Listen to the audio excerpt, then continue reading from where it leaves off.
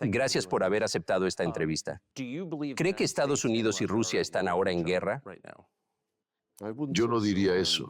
En cualquier caso, no es algo que nosotros queramos. Por supuesto, nos gustaría tener unas relaciones normales con todos nuestros vecinos, con todos los países en general, especialmente con uno tan grande como Estados Unidos. El presidente de Rusia, Vladimir Putin, ha expresado en repetidas ocasiones su respeto al pueblo estadounidense, a la historia de Estados Unidos, a los logros de este país en el mundo.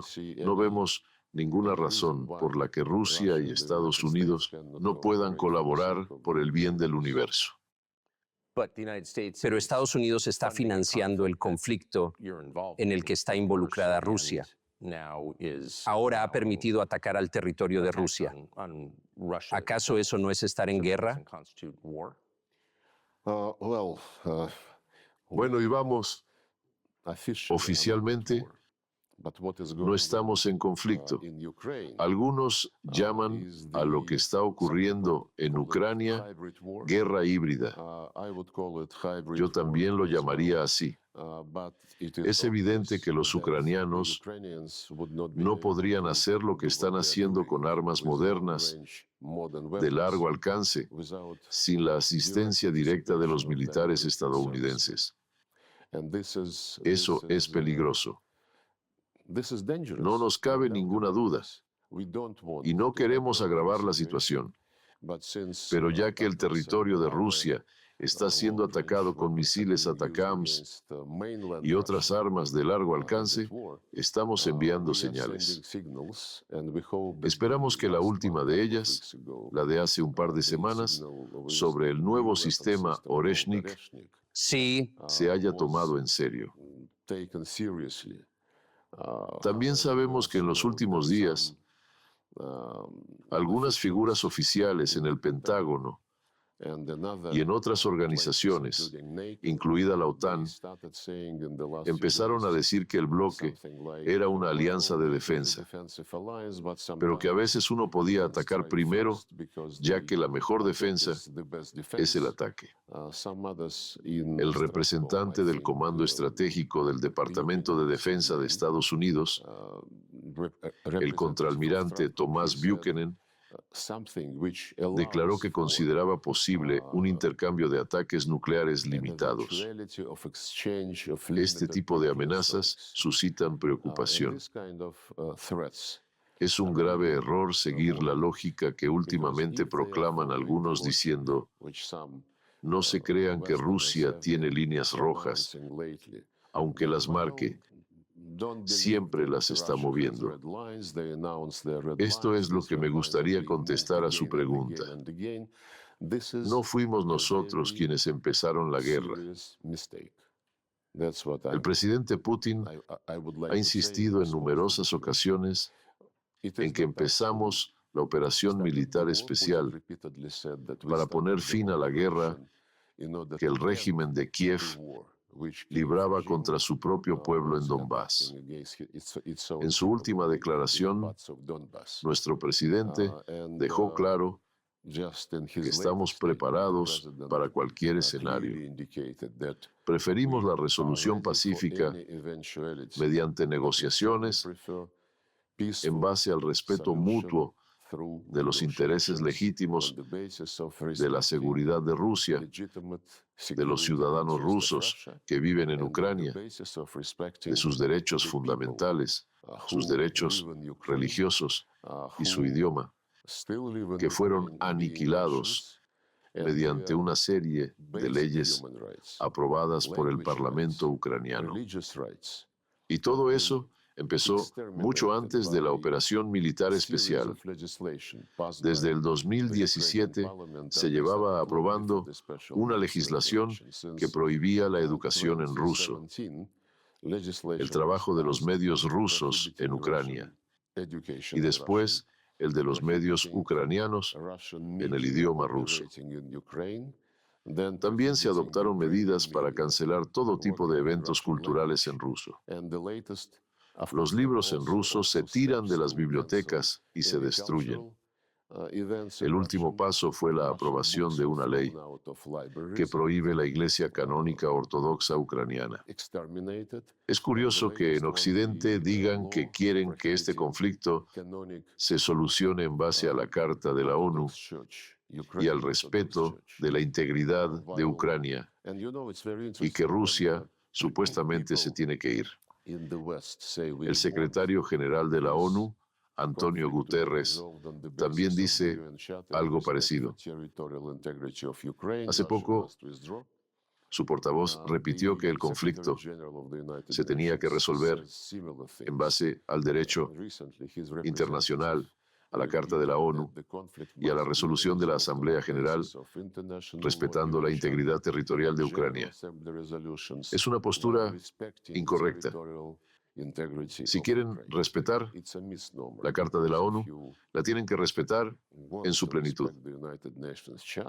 Les recuerdo que este documento dice, entre otras cosas, que todos los países tienen que respetar la igualdad de los países y el derecho de las naciones a la autodeterminación. Occidente también menciona las resoluciones de la Asamblea General de la ONU. Por lo visto, se refieren a aquellas que aprobaron después del comienzo de la operación militar especial, en las que se condena a Rusia y que contienen llamamientos a que Rusia abandone el territorio de Ucrania, recuperando las fronteras del año 1991. Pero existen otras resoluciones de la Asamblea General que no fueron votadas y se aprobaron por consenso. Entre ellas, la Declaración sobre los Principios de Derecho Internacional referentes a las relaciones de amistad y a la cooperación entre los estados de conformidad con la Carta de las Naciones Unidas. En ella está expreso claramente y de forma consensual que todos tienen que respetar la integridad territorial de los estados cuyos gobiernos respetan el derecho de las naciones a la autodeterminación y, por lo tanto, representan a toda la población que vive en ese territorio. Decir que la gente que llegó al poder resultado del golpe de Estado en febrero del 2014 representaba a los crimeos o a los habitantes del sur y el este de Ucrania es inútil. Los crimeos rechazaron el golpe de Estado, exigieron que se les dejara en paz y que no querían tener nada en común con esas personas. Donbass hizo lo mismo. Los crimeos celebraron un referéndum y se unieron a Rusia. Los golpistas que llegaron al poder declararon que los habitantes de Donbass eran terroristas. Los atacaban con artillería. Empezó la guerra que terminó en febrero del 2015. Se firmaron los acuerdos de Minsk. Estábamos realmente interesados en terminarlo todo, pero para eso habría que cumplir los acuerdos de Minsk en su totalidad. Pero fueron saboteados por el gobierno ucraniano, formado después del golpe de Estado. Se suponía que tenía que entrar en un diálogo directo con aquellos que no aceptaron el golpe de Estado y fomentar el desarrollo de las relaciones económicas con esa parte de Ucrania. Pero no se hizo nada de eso. El régimen de Kiev declaró que nunca hablaría con ellos directamente, a pesar de que esa condición fue aprobada por el Consejo de Seguridad de la ONU. El régimen de Kiev los llamó terroristas y dijo que lucharía contra ellos porque era más fuerte,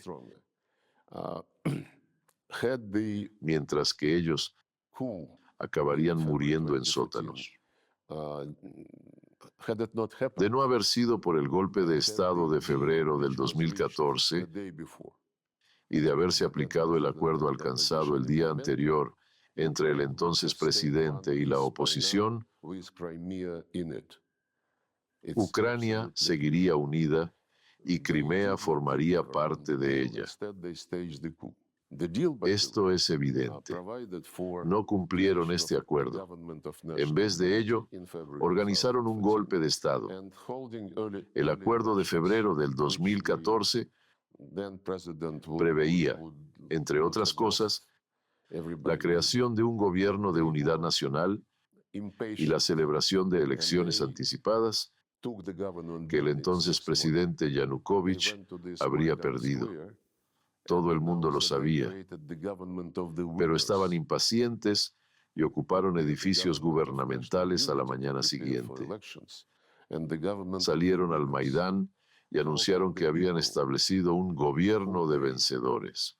Compárese, un gobierno de unidad nacional para preparar las elecciones y un gobierno de vencedores. ¿Cómo va a respetar a las autoridades de Kiev un pueblo que, en su opinión, ha sido vencido? Saben que el derecho de las naciones a la autodeterminación es la base jurídica internacional del proceso de descolonización que tuvo lugar en África a base del principio correspondiente de la Carta de las Naciones Unidas. La gente de las colonias nunca percibía a las potencias coloniales, a los amos, como quienes les representan y a quienes quieren ver en las estructuras que gobiernan estas tierras.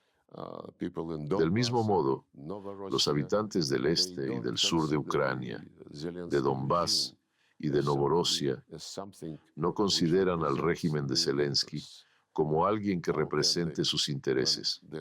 ¿Cómo pueden representarlos si su cultura, su lengua, sus tradiciones, su religión, todo esto está prohibido? Si hablamos de la Carta de la ONU, las resoluciones, el derecho internacional, el primer artículo de la Carta de la ONU, que Occidente nunca menciona en el contexto ucraniano, dice: los derechos humanos deben ser respetados independientemente de la raza, el género, la lengua o la religión. En cualquier conflicto, Estados Unidos, el Reino Unido y la Unión Europea intervienen. Dicen que se han violado gravemente los derechos humanos y que deben restablecer los derechos humanos en el territorio en cuestión. En Ucrania nunca hablan de derechos humanos porque ven que esos mismos derechos humanos de la población rusa y rusoparlante están completamente violados. Por lo tanto, cuando nos dicen que resolvamos el conflicto basándonos en la Carta de la ONU, sí, estamos de acuerdo, pero no debemos olvidar que la Carta de la ONU no solo trata de la integridad territorial, que solo debe respetarse si el gobierno es legítimo y si respeta los derechos de su pueblo. Me gustaría volver a la cuestión de la que ha hablado anteriormente sobre el uso del sistema balístico hipersónico, que ha calificado de señal para Occidente. ¿Qué tipo de señal es esa? Creo que muchos estadounidenses ni siquiera saben qué ocurrió. ¿Qué mensaje ha enviado al mostrar esto al mundo? El mensaje es que Estados Unidos y sus aliados que suministran armas de largo alcance al régimen de Kiev deben darse cuenta de que estaremos dispuestos a utilizar cualquier medio para impedir que Occidente logre infligirnos una derrota estratégica. Occidente lucha por mantener su hegemonía en el mundo, en cualquier país, región o continente. Nosotros luchamos por nuestros legítimos intereses de seguridad. Occidente habla de las fronteras de 1991. El senador estadounidense Graham, que visitó Kiev hace un tiempo, en presencia de Zelensky, declaró directamente que Ucrania es rica en metales de tierras raras. No podemos dejar esta riqueza a los rusos. Debemos llevárnosla. Luchan por un régimen que está dispuesto a vender o regalar todos los recursos naturales y humanos a Occidente. Nosotros luchamos por la gente que vive en estas tierras. cuyos antepasados llevan siglos trabajándolas, construyendo ciudades y fábricas. Nos importan las personas, no los recursos naturales, que alguien en Estados Unidos querría tomar para sí y querría tener a los ucranianos como siervos asentados sobre estos recursos naturales. El mensaje que queríamos transmitir, probando este sistema hipersónico en condiciones reales, es que estaremos dispuestos a hacer todo lo posible para proteger nuestros legítimos intereses. No pensamos en una guerra con Estados Unidos, que podría ser de naturaleza nuclear. Nuestra doctrina militar establece que lo más importante es evitar la guerra nuclear. Permítanme recordarles que fuimos nosotros quienes en enero del 2022 iniciamos una declaración conjunta de los líderes de los 5 miembros permanentes del Consejo de Seguridad de la ONU, diciendo que haríamos todo lo posible por evitar la confrontación entre nosotros, reconociendo y respetando los intereses y preocupaciones de seguridad de cada uno. Esa fue nuestra iniciativa.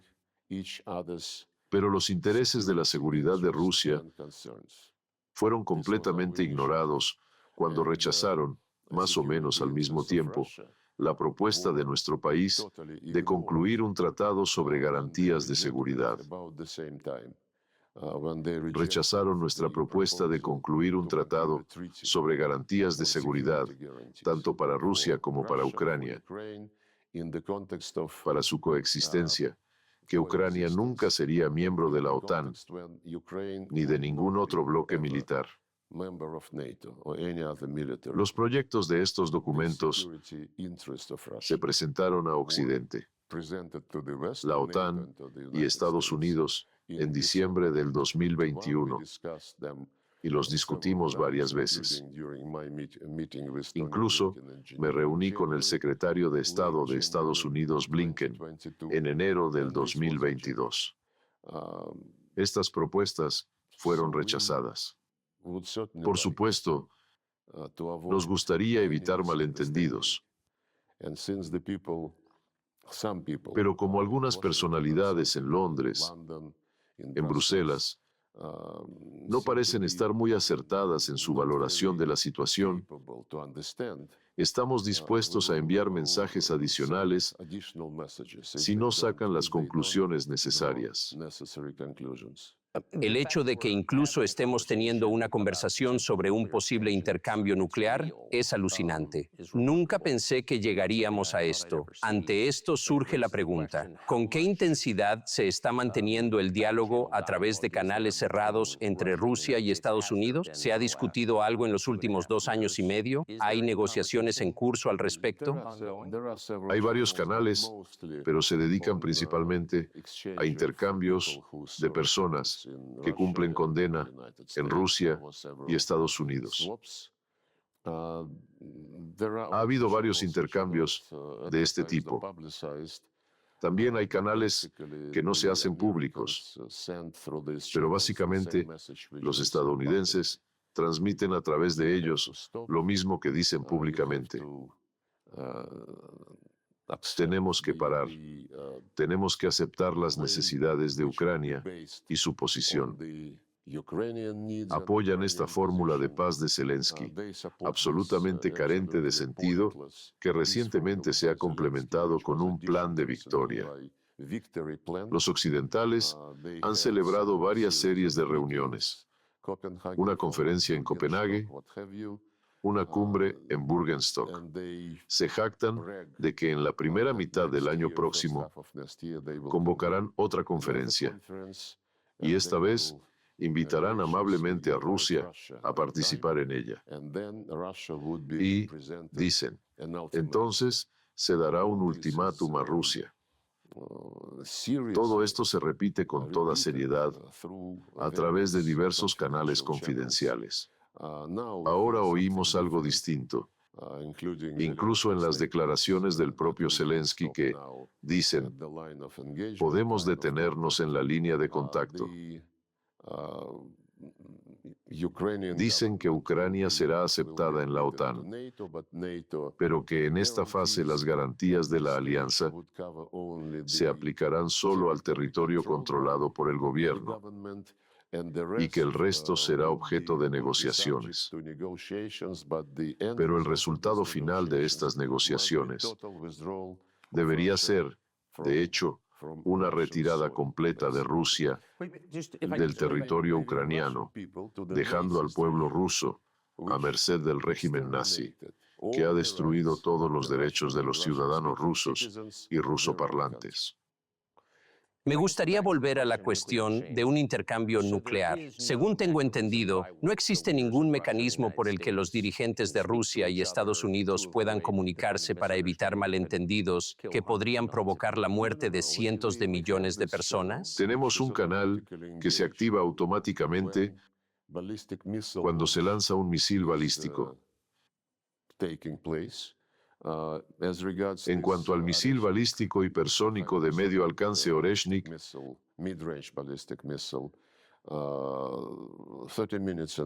el sistema envió un mensaje a Estados Unidos 30 minutos antes del lanzamiento. Sabían que esto ocurriría y no lo identificaron como algo de mayor envergadura y realmente peligroso. Creo que este sistema es bastante peligroso. Era un lanzamiento de prueba. Sí, me doy cuenta de que está hablando de un lanzamiento de prueba, pero dado que no parece haber mucha negociación entre los dos países, ¿hasta qué punto le preocupa que, en medio de conversaciones sobre el exterminio mutuo de poblaciones, las cosas puedan salirse de control en poco tiempo y nadie podrá detenerlo? Eso parece increíblemente imprudente. No estamos hablando de exterminar a la población de nadie. Nosotros no empezamos esta guerra. Llevamos años advirtiendo de que el acercamiento de la OTAN a nuestras fronteras crearía un problema. Durante años, Vladimir Putin ha estado explicando esto en plataformas internacionales a personas que sueñan con el fin de la historia y con mantener su dominio. Cuando se produjo el golpe de Estado en Ucrania, los estadounidenses no ocultaron que estaban detrás de él. Existe una grabación de la conversación entre la entonces vicesecretaria de Estado de Estados Unidos, Victoria Nuland, y el entonces embajador de Estados Unidos en Kiev, Jeffrey Payette, en la que hablaban de las personas que formarían parte del nuevo gobierno tras el golpe de Estado.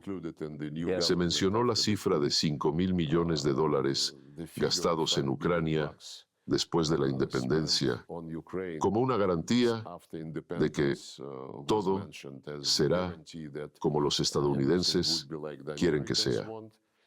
No tenemos intención de destruir al pueblo ucraniano. Son hermanos y hermanas del pueblo ruso. ¿Cuántas personas han muerto ya en ambos lados? Los ucranianos no revelan esta información. Vladimir Zelensky dijo que habían muerto menos de 80,000 personas en el lado ucraniano, pero hay otra cifra para que comparemos. Después de que los israelíes lanzaron su operación en respuesta al ataque terrorista que condenamos y adquirió el carácter de castigo colectivo, lo que también contradice el derecho internacional humanitario. En el plazo de un año desde el inicio de la operación en Palestina, el número de civiles palestinos muertos se estima en 45,000 personas. Esta cifra es casi el doble del número de civiles de ambos lados del conflicto ucraniano asesinados en los 10 años siguientes al golpe de Estado. 1 año y 10 años. En Ucrania se está ocurriendo una tragedia. En Palestina hay una catástrofe, pero nunca tuvimos como objetivo matar gente, a diferencia del régimen ucraniano. El jefe de la oficina de Zelensky dijo una vez que se asegurarían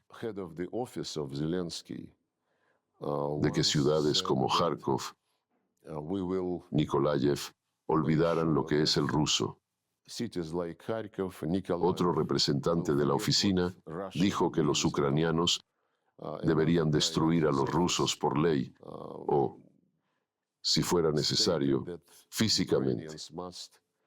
El ex embajador ucraniano en Kazajistán, Grublevsky, se hizo famoso por conceder una entrevista y, mirando a la cámara que estaba grabando y emitiendo la entrevista, dijo que su principal tarea era matar al mayor número posible de rusos para que nuestros hijos tengan que matar lo menos posible.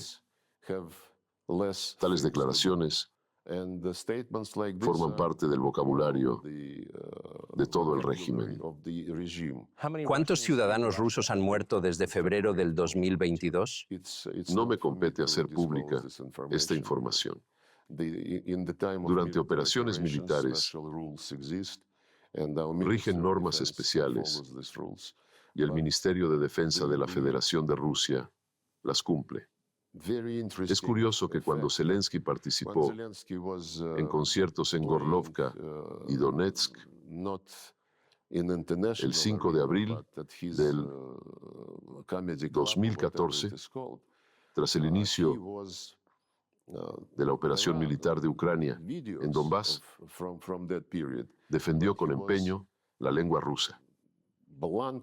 Dijo que todos hablamos la misma lengua, leemos los mismos libros, que somos pueblos hermanos y que tenemos la misma sangre.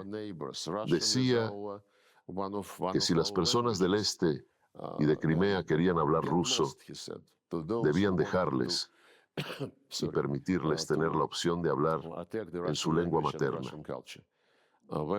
Cuando se convirtió en presidente, cambió rápidamente. Fue entrevistado antes del estallido de las hostilidades en septiembre del 2021. En aquel momento, estaba librando una guerra contra el Donbass, violando los acuerdos de Minsk. Le preguntaron qué pensaba de las personas que había al otro lado del frente. Respondió que hay personas y por otro lado hay seres. Luego dijo que si alguien que vive en Ucrania siente una conexión con la cultura rusa, le aconseja que se vaya a Rusia por el futuro de sus hijos y nietos.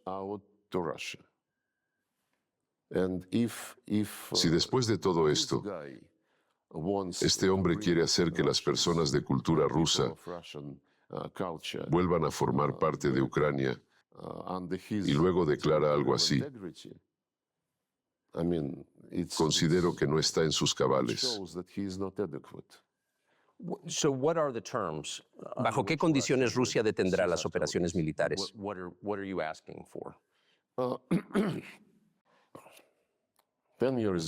Hace 10 años, en febrero del 2014, hablamos de la necesidad de que se llevase a cabo el acuerdo entre el presidente Yanukovych y la oposición. Con este acuerdo se establecería un gobierno de unidad nacional y se celebrarían elecciones anticipadas. El acuerdo se firmó. Nosotros dijimos que era fundamental que se llevase a cabo, pero los golpistas fueron extremadamente impacientes y agresivos. No tengo la menor duda de que estaban presionados por los estadounidenses. Si la entonces vicesecretaria de Estado de Estados Unidos, Victoria Nuland, y el embajador de Estados Unidos En Kiev, Jeffrey Payet, habían acordado la composición del gobierno. Entonces, ¿por qué esperar 5 meses para celebrar elecciones anticipadas? La siguiente vez que volvimos a hablar de la necesidad de hacer algo fue cuando tuvo lugar la firma de los acuerdos de Minsk. Yo estaba allí. Estas negociaciones duraron 17 horas. Para entonces, ellos ya habían dado por perdida Crimea. Allí se había celebrado un referéndum. Nadie en Occidente planteó la cuestión de Crimea, ni siquiera John Kerry, quien estuvo presente en la reunión. Todo el mundo estaba centrado en el Donbass. Los acuerdos de Minsk contemplaban la integridad territorial de Ucrania, sin incluir Crimea. Se contemplaba la concesión de un estatus especial a una pequeña parte de Donbass, ni siquiera a todo el territorio, y no a toda Novorosia. Según los acuerdos de Minsk, aprobados por el Consejo de Seguridad de la ONU, una parte de Donbass iba a tener derecho a hablar, estudiar y enseñar la lengua rusa, a tener fuerzas del orden locales, como en los estados de Estados Unidos, las cuales debían ser consultadas a la hora de nombrar a jueces y fiscales, y a facilitar algunas vías de relación económica con las regiones vecinas de Rusia. Y eso era todo. Es lo mismo que el presidente Macron prometió dar a Córcega y que yo sepa, todavía está pensando cómo hacerlo. Estos acuerdos fueron saboteados desde el principio, primero por Poroshenko y luego por Zelensky. Ambos, por cierto, llegaron a la presidencia por sus lemas de paz. Y ambos mintieron. En cuanto vimos que los acuerdos de Minsk estaban siendo saboteados y fuimos testigos de los intentos de apoderarse de esta parte del Donbass por la fuerza, en ese mismo momento propusimos a la OTAN y a Estados Unidos un proyecto de un tratado sobre garantías de seguridad. Fue rechazado, y cuando Ucrania y sus financiadores comenzaron con su plan B, intentando apoderarse de esta parte de Donbass por la fuerza, nosotros respondimos con la operación militar especial. Si hubieran cumplido los acuerdos de Minsk, Ucrania habría permanecido unida, sin incluir Crimea. Después de que empezáramos la operación militar especial, los ucranianos nos ofrecieron negociar. Aceptamos. Hubo varias rondas de negociaciones en Bielorrusia y en Estambul. En Turquía, la delegación ucraniana puso sobre la mesa un documento que contenía los principios en base a los que estaban dispuestos a negociar. Nosotros los aceptamos. ¿Se refiere a los acuerdos de Minsk? No, sobre los de Estambul. Fueron en abril del 2022. Los principios subyacentes a ese documento decían que Ucrania no entraría en la OTAN, pero se le darían garantías de seguridad con la participación de una serie de países y de Rusia. Estas garantías de seguridad no se aplicarían a Crimea ni al este de Ucrania. Esta era su propuesta. Fue iniciada por ellos. El jefe de la delegación ucraniana en Estambul, Arahamiya, quien sigue siendo el líder de la fracción de Zelensky en el Parlamento ucraniano, confirmó recientemente en una entrevista que así fue. Estábamos dispuestos a elaborar un tratado basado en estos principios. Fue Boris Johnson quien habló en nombre de... Fue David Arahamiya, que encabezaba la delegación ucraniana en Estambul, quien dijo que el entonces primer ministro británico, Boris Johnson, había venido y les había dicho que siguieran luchando. Boris Johnson lo negó, pero David Arahamiya, que estuvo en las conversaciones, afirmó que fue Boris Johnson. Otros dicen que fue Vladimir Putin quien saboteó el acuerdo debido a la masacre de Bucha, pero por algún motivo ya no han vuelto a mencionar la masacre de Bucha. Yo hablo de ello. Nosotros hablamos de ello. Ellos, en cierto sentido, se están defendiendo. En varias ocasiones, hablando en el Consejo de Seguridad de las Naciones Unidas y en la Asamblea General, sentado a la mesa con el secretario general de las Naciones Unidas, Antonio Guterres, en los últimos 2 años, he planteado la cuestión de Bucha. Dije que era extraño que no dijeran nada sobre Bucha. Todos ellos habían hablado en voz alta cuando el equipo de la BBC estuvo en la calle donde se encontraron los cadáveres. Les pregunté si podían revelar los nombres de las personas cuyos cadáveres se mostraron en la emisión de la BBC. La respuesta fue un silencio total. Me dirigí personalmente a Antonio Guterres en presencia de los miembros del Consejo de Seguridad de la ONU, pero no dijo nada. En septiembre del 2023, en una rueda de prensa en Nueva York, tras finalizar la sesión de la Asamblea General, me dirigí a todos los corresponsales con las siguientes palabras. Ustedes son periodistas. Puede que no sean periodistas de investigación, pero los periodistas suelen estar interesados en averiguar la verdad.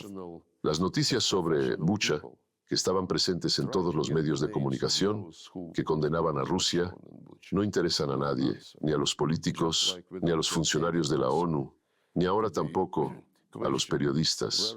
Cuando hablé con ellos en septiembre de este año, les pedí que, como profesionales, averiguaran los nombres de las personas cuyos cadáveres aparecieron en Bucha. No hubo respuesta. Tampoco existe la respuesta a la pregunta de dónde están los resultados de las pruebas médicas del recientemente fallecido Alexei Navalny, que fue tratado en Alemania en otoño del 2020. En aquel momento se sintió mal en un avión que sobrevolaba Rusia. El avión aterrizó inmediatamente. Estaba siendo tratado por médicos en Omsk, pero los alemanes querían llevárselo. Inmediatamente permitimos que su avión aterrizara. Se lo llevaron y en menos de 24 horas estaba en Alemania. Los alemanes seguían afirmando que le habíamos envenenado, que el envenenamiento estaba confirmado por los análisis.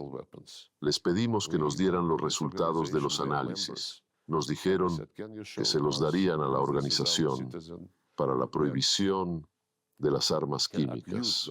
Entonces nos dirigimos a esa organización.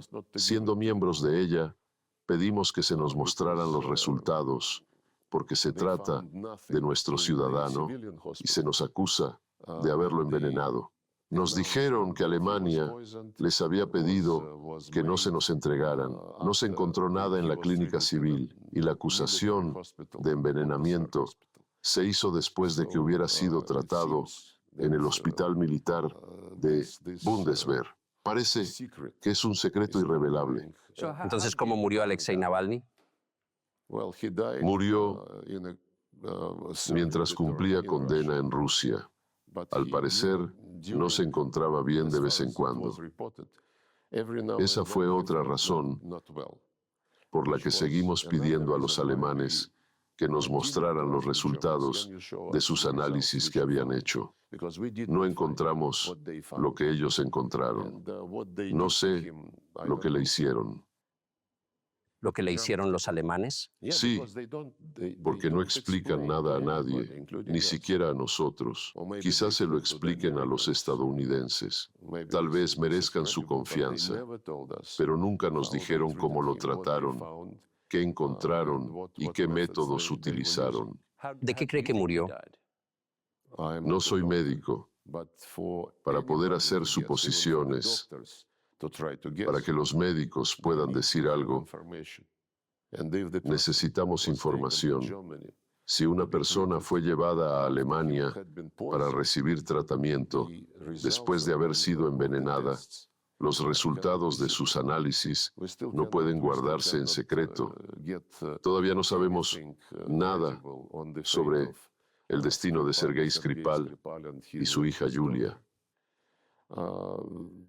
No se nos facilita esta información. Él es nuestro ciudadano, al igual que su hija. Tenemos todo el derecho, en virtud de las convenciones de las que el Reino Unido también es miembro, de recibir información.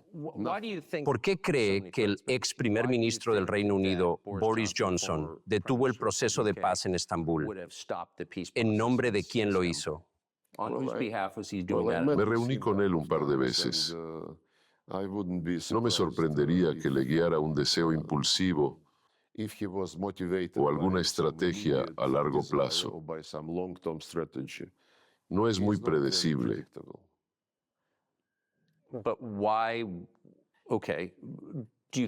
¿Cree que actuaba en nombre del gobierno de Estados Unidos, de la administración Biden? No lo sé. No voy a hacer conjeturas.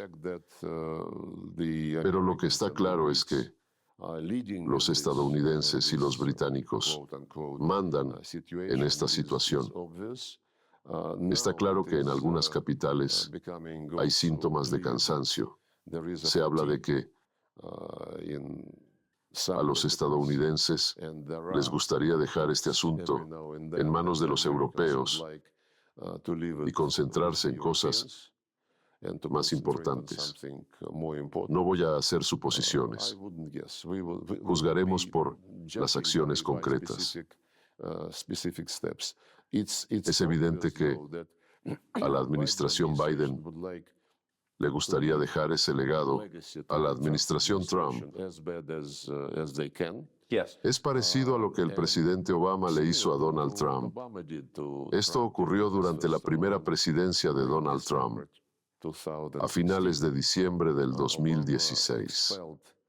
Barack Obama expulsó a diplomáticos rusos justo a finales de diciembre. 120 personas, junto con los miembros de su familia. Lo hizo deliberadamente y les exigió que se marcharan un día en el que no había vuelos directos a Moscú desde Washington. Tuvieron que tomar autobuses hasta Nueva York con todo su equipaje y sus hijos. Al mismo tiempo, Barack Obama anunció la confiscación de propiedades diplomáticas de Rusia. Todavía no hemos podido verificar el estado de dichas propiedades. ¿De qué tipo de propiedades se trata? Eran edificios diplomáticos. Nunca nos permitieron ir a ver nuestra propiedad, a pesar de todas las convenciones. Los estadounidenses dicen que estos edificios ya no están protegidos por inmunidad diplomática. Es su decisión unilateral. ¿Cree que la administración de Joe Biden intentará conseguir un resultado similar con la nueva administración de Trump? Este episodio de la expulsión y la confiscación de bienes no creó un terreno prometedor para iniciar una relación con la administración de Donald Trump. Creo que piensan de la misma manera. Esta vez el presidente Donald Trump fue elegido gracias a su promesa inequívoca de poner fin a la guerra en Ucrania. Lo ha repetido en todos sus discursos. Si es cierto, parece que hay esperanza en su decisión. ¿Qué condiciones aceptaría? El presidente de la Federación de Rusia, Vladimir Putin, se refirió a estas condiciones durante su discurso en el Ministerio de Asuntos Exteriores de Rusia el 14 de junio de este año. Confirmó que estamos dispuestos a llevar a cabo negociaciones sobre la base de los principios acordados en Estambul, rechazados por el ex primer ministro británico Boris Johnson, a petición del jefe de la delegación ucraniana, David Arahamian. El principio clave es la no pertenencia de Ucrania a la OTAN. Estábamos dispuestos a unirnos al grupo de países que garantizarían la seguridad colectiva a Ucrania. ¿Nada de la OTAN? Nada de la OTAN, ni bases militares, ni ejercicios militares en el territorio ucraniano con participación de tropas extranjeras. Esto es lo que mencionó. Vladimir Putin dijo que esto era a partir de abril del 2022. Desde entonces, el tiempo ha pasado. Habrá que tener en cuenta la realidad sobre el terreno. Y no es solo la línea de contacto, sino también los cambios en la Constitución de la Federación de Rusia tras el referéndum en las repúblicas populares de Donetsk y Lugansk y en las provincias de Jersón y Zaporozhye. Ahora ya forman parte de Rusia según nuestra Constitución. Esta es la realidad. No podemos tolerar que siga vigente una legislación ucraniana que prohíbe la lengua rusa, los medios de comunicación rusos, la cultura rusa y la Iglesia Ortodoxa ucraniana. Se trata de una violación de las obligaciones de Ucrania en virtud de la Carta de las Naciones Unidas. Hay que hacer algo al respecto. Desde que comenzó esta ofensiva legislativa rusófoba en el 2017, Occidente ha permanecido en silencio y continúa haciéndolo. Tuvimos que llamar la atención sobre ello de manera especial. ¿El levantamiento de las sanciones a Rusia puede ser una condición para llegar al acuerdo? A mucha gente en Rusia le gustaría que esto fuera una condición. Pero creo que cuanto más vivimos bajo estas sanciones, más nos damos cuenta de que es mejor contar con nosotros mismos y desarrollar mecanismos, plataformas de cooperación con países normales, que sean países amigos y que no mezclen los intereses económicos y las relaciones, sobre todo en la esfera política. Hemos aprendido mucho desde que nos impusieron sanciones. Comenzaron a imponerlas desde Barack Obama y continuaron aumentando sustancialmente bajo el primer mandato de Donald Trump. Bajo la administración de Joe Biden, se han convertido en algo absolutamente sin precedentes. Pero ya sabe, lo que no nos mata nos hace más fuertes. Nunca nos van a matar, y eso nos hace más fuertes. Hablemos del giro de Rusia hacia el este. Hubo una idea entre los políticos sensatos de Washington hace 20 años. Pensaban por qué no acercar el bloque occidental a Rusia. Era como un equilibrio contra el naciente Oriente, pero al parecer no funcionó. ¿Cree que era posible? No lo creo.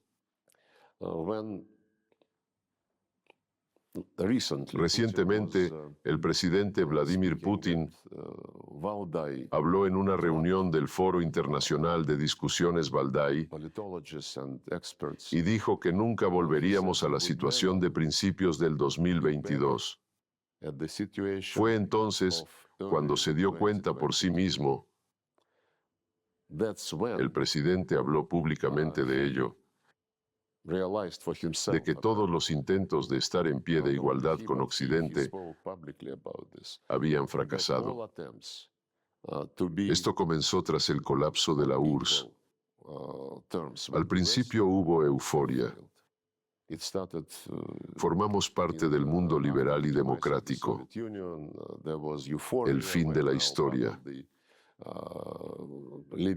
Pero pronto quedó claro para la mayoría de los rusos que en los 90 se nos trataba, en el mejor de los casos, como un socio menor, ni siquiera como un socio,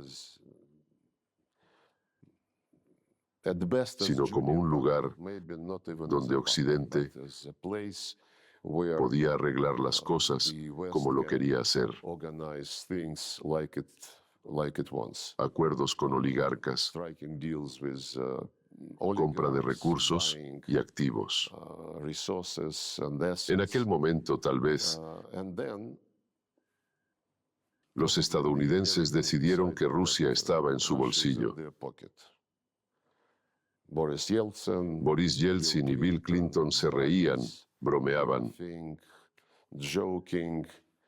pero al final de su mandato presidencial, Boris Yeltsin empezó a pensar que eso no era lo que quería para Rusia. Creo que el nombramiento de Vladimir Putin como primer ministro era obvio. Entonces Boris Yeltsin dimitió y bendijo a Vladimir Putin como su sucesor en las próximas elecciones presidenciales que éste ganó. Pero cuando Vladimir Putin se convirtió en presidente de Rusia, se mostró abierto a la cooperación con Occidente. Lo menciona regularmente cuando concede entrevistas o interviene en diversos eventos internacionales. Estuve presente en sus reuniones con George Washington Bush y Barack Obama. En la cumbre de la OTAN en Bucarest en el 2008, después siguió la reunión del Consejo OTAN-Rusia.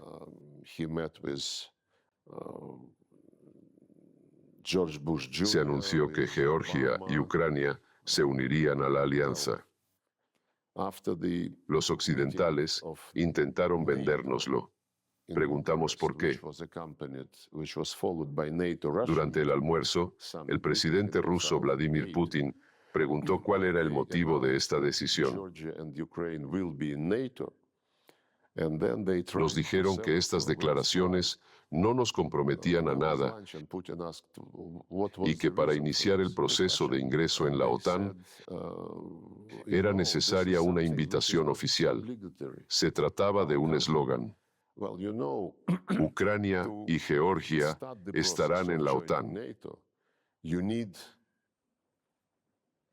Pero este eslogan se convirtió en una obsesión para algunas personas en Georgia.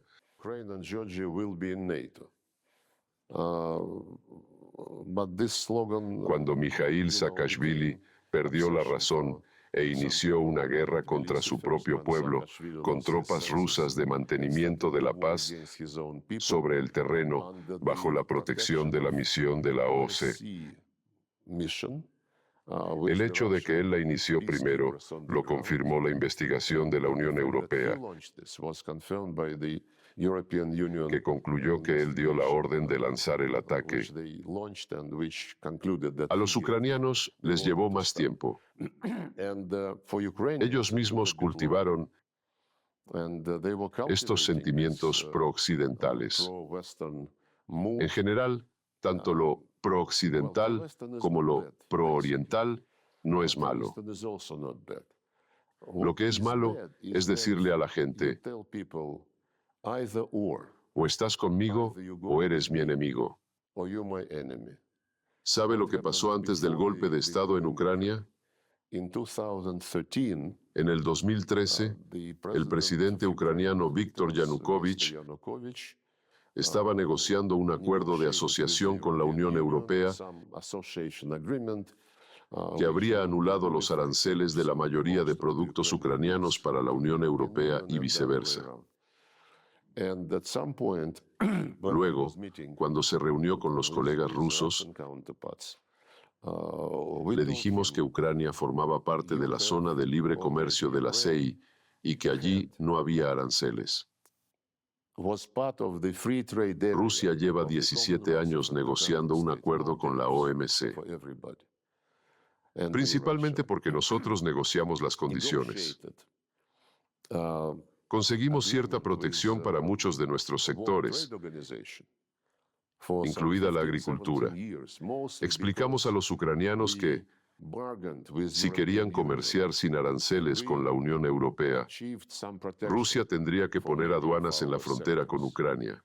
De lo contrario, debido a los aranceles cero, los productos europeos inundarían nuestros mercados y perjudicarían a los sectores de nuestra economía que intentábamos proteger.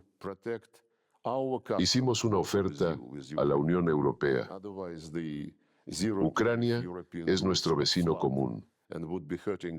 Ustedes quieren comerciar más eficazmente con Ucrania. Nosotros queremos lo mismo. Ucrania quiere tener mercados tanto en Europa como en Rusia. Sentémonos y discutámoslo como adultos. El presidente de la Comisión Europea, José Barroso, dijo que no es asunto nuestro lo que la Unión Europea haga con Ucrania. Dijo que la Unión Europea no nos pide que discutamos el comercio ruso con Canadá. Fue una respuesta absolutamente arrogante. Así que el presidente ucraniano Víktor Yanukovych convocó a sus expertos que dijeron que no sería muy bueno si Ucrania abría la frontera con la Unión Europea, pero que al mismo tiempo se cerraría la frontera aduanera con Rusia y Rusia controlaría todas las mercancías para que el mercado ruso no se viera afectado. En noviembre del 2013, Víktor Yanukovych anunció que no podía firmar el acuerdo inmediatamente y pidió a la Unión Europea que lo aplazara hasta el año siguiente.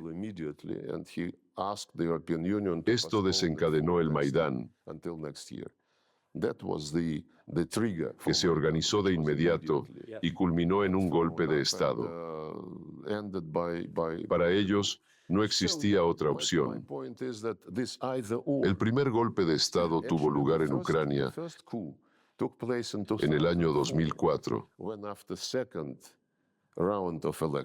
cuando Víktor Yanukovych ganó tras la segunda vuelta de las elecciones presidenciales.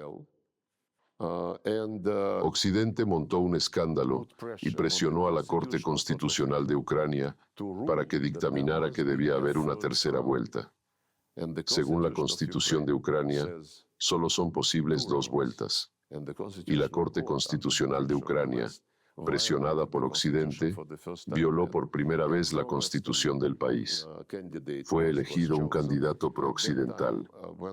Cuando todo esto aún estaba en marcha y bullendo, los líderes europeos dijeron públicamente que el pueblo de Ucrania debía decidir con quién estaba, con la Unión Europea o con Rusia. Sí, así es exactamente cómo se comportan los grandes países. Hay ciertas órbitas. Por ejemplo, ahora mismo son los BRICS contra la OTAN, Estados Unidos contra China. Parece como si usted dijera que la alianza Rusia-China es permanente. Somos vecinos. La geografía es muy importante. Pero Rusia también es vecina de Europa Occidental. De hecho, forma parte de ella. Europa Occidental quiere acercarse a nuestras fronteras a través de Ucrania. Tenían planes, se hablaba de ellos casi abiertamente, de colocar bases navales británicas en el mar de Azov. Miraban de cerca a Crimea y soñaban con establecer allí una base de la OTAN. Manteníamos relaciones amistosas con Finlandia. Y de la noche a la mañana, los finlandeses volvieron a los primeros años de preparación para la Segunda Guerra Mundial, cuando eran los mejores aliados de Hitler. Toda la amistad, ir juntos a la sauna, jugar al hockey, todo desapareció al instante. Tal vez estaba en el fondo de su corazón y se sentían agobiados por la neutralidad y la amistad. No lo sé. Tal vez se estén volviendo locos por la guerra de invierno. ¿Puede negociar con Vladimir Zelensky? Usted ha dicho que excedió su mandato y que ya no es el presidente democráticamente elegido de Ucrania. ¿Le considera un socio adecuado para las negociaciones? El presidente de Rusia, Vladimir Putin, Se ha pronunciado en repetidas ocasiones sobre este tema. En septiembre del 2022, en el primer año de la operación militar especial, Vladimir Zelensky, convencido de que dictaría las condiciones a Occidente, firmó un decreto prohibiendo cualquier negociación con el gobierno de Vladimir Putin. Cuando en los actos públicos posteriores a este momento se le preguntó al presidente de Rusia, Vladimir Putin, por qué Rusia no estaba dispuesta a negociar, respondió que no se debe distorsionar la situación. Dijo que Rusia está dispuesta a negociar siempre que se tenga en cuenta el balance de intereses. Pero Vladimir Zelensky firmó un decreto que prohíbe las negociaciones, y primero habría que sugerirle que lo anulara públicamente. Esto sería una señal de que Zelensky quiere negociar. En vez de eso, inventó su fórmula de paz. Luego se le añadió el plan de la victoria.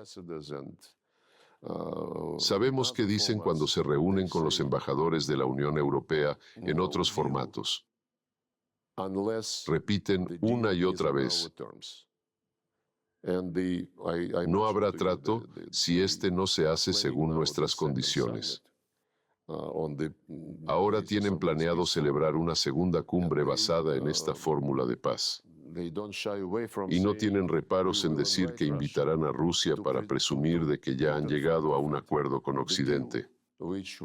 La afirmación de nuestros colegas occidentales, nada sobre Ucrania sin Ucrania, también implica básicamente todo sobre Rusia sin Rusia. Y justo están discutiendo qué condiciones debemos aceptar. De hecho, recientemente han incumplido este mismo concepto. Esta es la información que nos llega. Conocen nuestra postura. No llevamos un doble juego. El propósito de la operación militar especial es el que anunció el presidente de Rusia, Vladimir Putin. Es justo y obedece plenamente a la Carta de las Naciones Unidas. En primer lugar, en lo que respecta a los derechos de idioma y religión, y también a los derechos de las minorías nacionales. También corresponde plenamente a los principios de la OCE. Esta organización sigue existiendo. Al término de sus varias cumbres, se afirmó claramente que la seguridad debe ser indivisible, que nadie debe reforzar su seguridad a costa de la seguridad de otros estados, y lo más importante, que ninguna organización del espacio euroatlántico debe buscar el dominio. La última vez que la OCE lo reafirmó fue en el 2010. La OTAN ha hecho exactamente lo contrario. Nuestra posición es legítima. No queremos tener a la OTAN a nuestras puertas. La OCE aceptó que esto no debería ocurrir si nos resulta perjudicial. Y no se olviden de que hay que restaurar los derechos de los rusos. ¿Quién toma las decisiones en la política exterior de Estados Unidos? Esta es una pregunta para Estados Unidos. No quiero hacer conjeturas.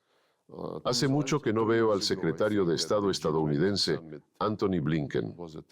La última vez que lo vi fue, creo, al margen de la cumbre del G20 en Roma en el 2021. Representé al presidente de Rusia, Vladimir Putin, en ese evento. El ayudante de Antony Blinken se me acercó durante una reunión y dijo que su jefe quería hablar conmigo unos 10 minutos. Salí de la sala. Nos estrechamos la mano. Dijo algo sobre la necesidad de una desescalar la situación. Espero que no se enfade conmigo por revelar este dato. Había mucha gente en la sala. Le dije que no queríamos ninguna escalada y que Estados Unidos quería infligir una derrota estratégica a Rusia. Él respondió que no se trataba de una derrota estratégica a escala global, sino solo en Ucrania. ¿No habló con él desde entonces? No. ¿Habló desde entonces con alguno de los funcionarios de la administración del presidente estadounidense Joe Biden? No quiero estropear sus carreras, no. ¿Pero ha mantenido conversaciones importantes? No.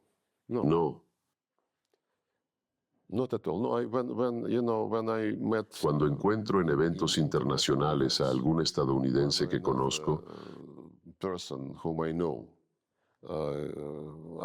algunos me saludan e intercambian algunas palabras, pero nunca impongo mi compañía. ¿Pero no hay nada significativo detrás de ello? Cuando alguien ve a un estadounidense o a un europeo hablando conmigo, la situación se vuelve tóxica. Los europeos suelen salir corriendo cuando me ven. Así fue durante la última cumbre del G20. Son personas adultas, pero se comportan como niños. Increíble. Usted dijo que en diciembre del 2016, en los últimos días de la administración Biden, fue él quien complicó aún más las relaciones entre Estados Unidos y Rusia. Obama era el presidente de Estados Unidos y Biden el vicepresidente. Sí, disculpe. La administración de Barack Obama dejó muchos problemas a la nueva administración de Trump. En el último mes después de las elecciones, ha habido varios acontecimientos políticos en esta región. Agitación en Georgia, Bielorrusia, Rumanía y sobre todo en Siria. ¿No le parece que esto forma parte de un esfuerzo de Estados Unidos por hacer más difícil la situación? La verdad es que no es nada nuevo. Históricamente, la política exterior estadounidense tendió a crear problemas y luego intentar pescar en río revuelto. La agresión iraquí, la aventura libia, o mejor dicho, la destrucción del Estado libio, la huida de Afganistán. Ahora intentan volver por la puerta de atrás, utilizando a la ONU para organizar algunos eventos a los que puedan asistir, a pesar de que dejaron Afganistán en un estado deplorable. Congelaron el dinero afgano y no quieren devolverlo. Si se analiza la política exterior estadounidense, o más bien sus aventuras, la mayoría de ellas, se puede ver un patrón. Primero crean problemas y luego miran cómo aprovecharlos. Cuando la OCE observó las elecciones en Rusia, siempre hubo informes extremadamente negativos. Lo mismo ocurrió en Bielorrusia y Kazajistán. Esta vez, en Georgia, la misión de observadores de la OCE presentó un informe positivo. Cuando les gustan los resultados de las elecciones y necesitan que el proceso electoral reciba el visto bueno, las reconocen. Si no les gustan los resultados de las elecciones, los pasan por alto. Esto es similar a la forma en que Estados Unidos y otros países occidentales han reconocido la declaración unilateral de independencia de Kosovo, afirmando que así se ejerce el derecho a la autodeterminación. En Kosovo no hubo referéndum. Hubo una declaración unilateral de independencia.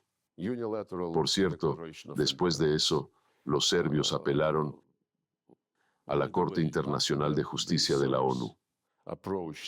Normalmente sus representantes no son muy específicos en sus sentencias, pero en este caso dictaminaron que si una parte del territorio declara la independencia, esto no tiene por qué ser acordado con las autoridades.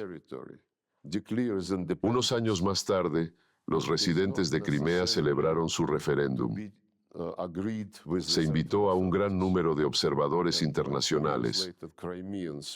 No pertenecían a organizaciones internacionales, sino que eran parlamentarios de Europa, Asia y del espacio postsoviético. Los occidentales dijeron que no podían aceptarlo porque supuestamente era una violación de la integridad territorial. Es como escoger la opción conveniente. La Carta de la ONU no es la carta de un restaurante. Hay que respetarla en su totalidad. ¿Quién paga a los rebeldes que han ocupado parte de Alepo?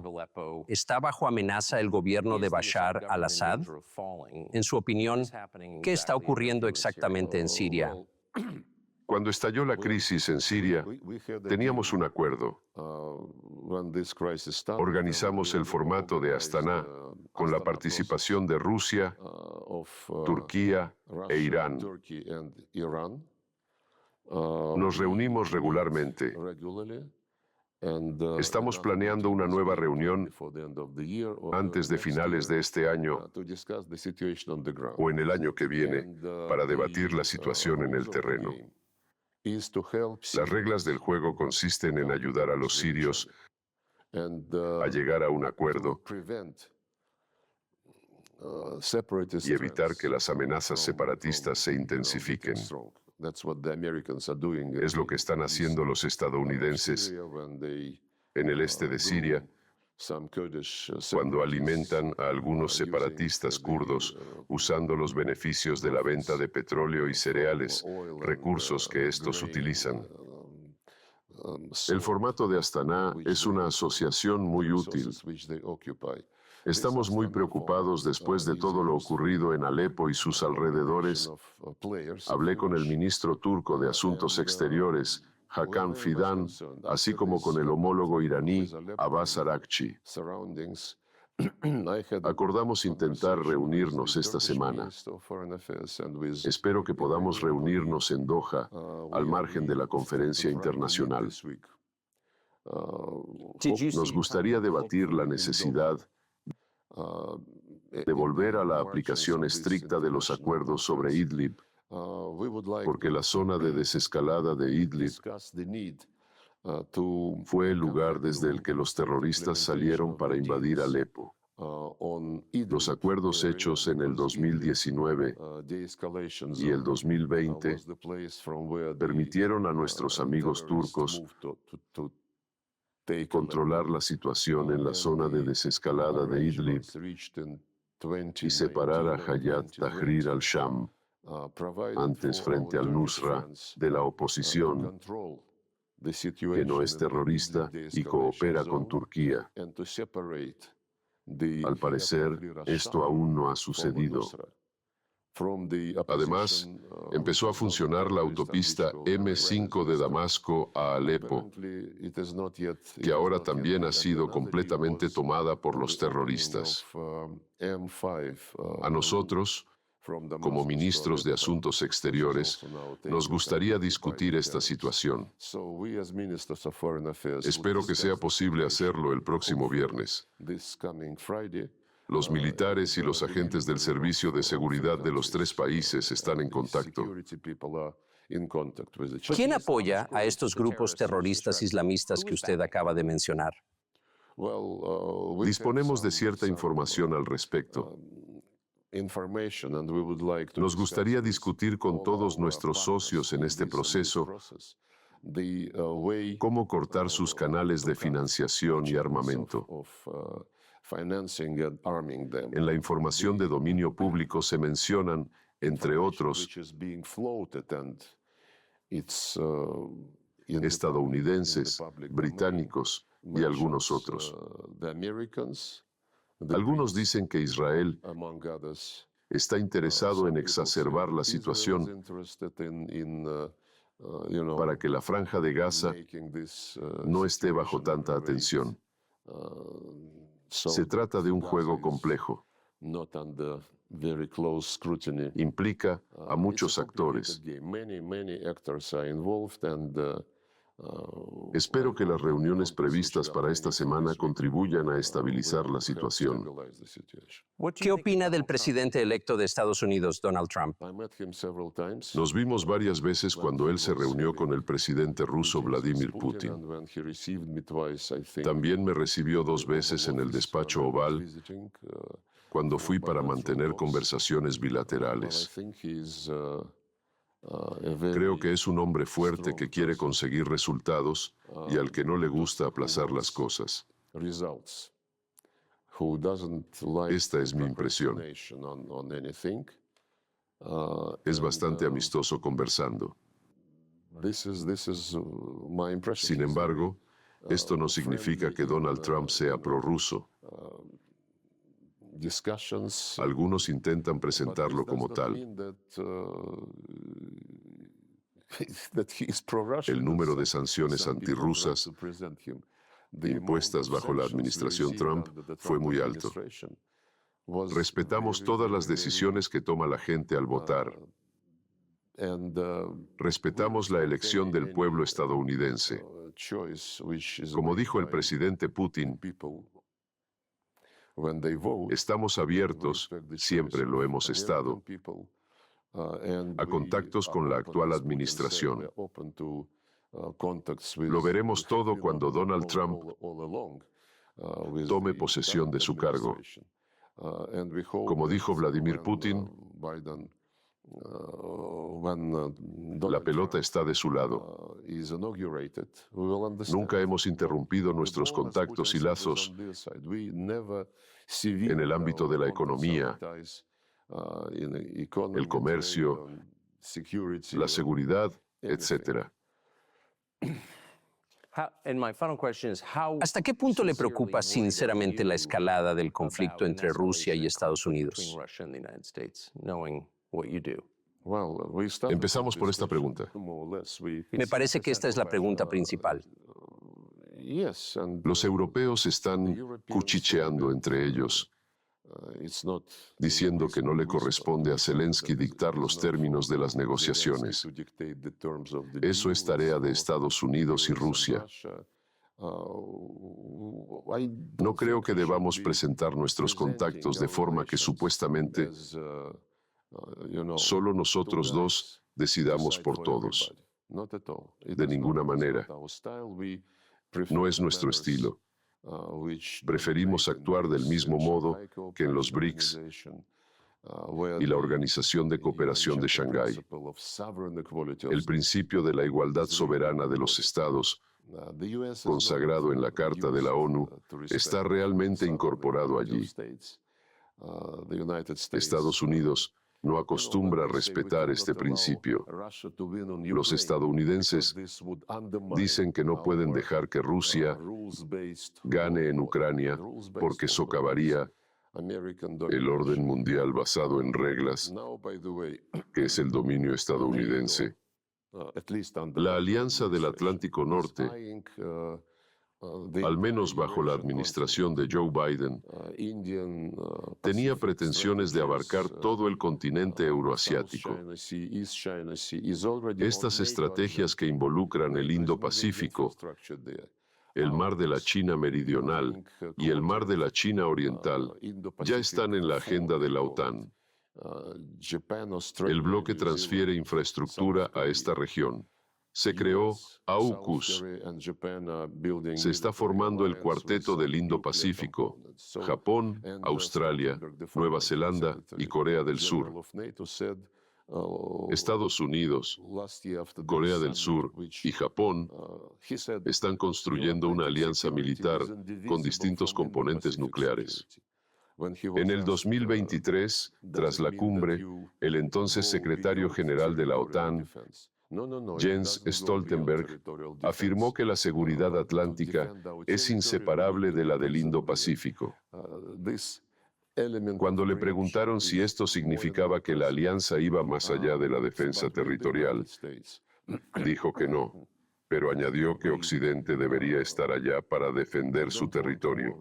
Esta práctica de tomar acciones preventivas está cada vez más presente. En cuanto a Estados Unidos, no queremos la guerra con nadie. Como ya he dicho, en enero del 2022, las 5 potencias nucleares afirmamos al más alto nivel que no deseamos la confrontación entre nosotros y que respetaremos los intereses y preocupaciones de seguridad de los demás. También se dijo que no puede haber vencedores en una guerra nuclear y que nunca debe librarse. Así lo confirmaron durante las negociaciones bilaterales el presidente de la Federación de Rusia, Vladimir Putin, y el presidente de Estados Unidos, Joe Biden, en junio del 2021 en Ginebra. De hecho, reprodujeron la declaración de 1987 del presidente estadounidense Ronald Reagan y del secretario general del Comité Central del Partido Comunista de la Unión Soviética, Mikhail Gorbachev, que dijeron: no habrá guerra nuclear. Esto corresponde a nuestros intereses vitales. Absolutamente. Espero que sea así también para Estados Unidos.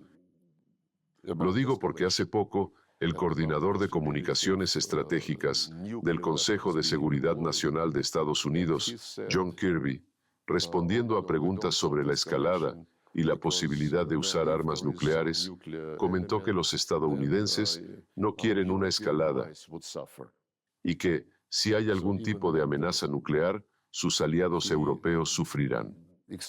Así, incluso pensando sobre este tema, descarta la posibilidad de que Estados Unidos pueda verse afectado.